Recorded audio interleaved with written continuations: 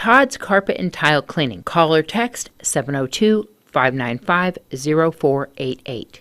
During an investigation into a stolen vehicle, Deputy Murphy made contact via telephone with a reporting person that stated that Sean Reynolds was in possession of a stolen dirt bike and that he had also stolen checks from him. The victim stated that he and Sean worked together and were friends. He was notified by his bank of 2 checks for $500 each being processed. He retained copies of the checks that were made out to Reynolds. The victim said that through their encounters, Reynolds had access to his truck and residence, the only 2 places he keeps checks.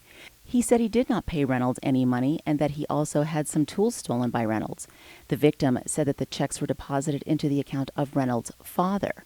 The victim was able to provide copies of the checks, and his signature was significantly different than those on the checks. The victim said that he tried to confront Reynolds, and his father answered the door. He took the victim to the bank and withdrew $1,000 and gave it to him.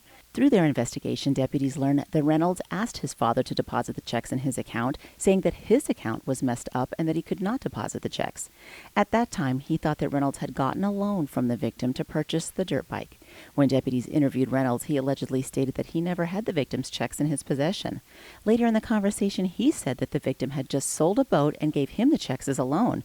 Sean Reynolds was then arrested for obtaining money under false pretenses, falsely forging a check, being in possession of stolen property, and exploiting an older, vulnerable person.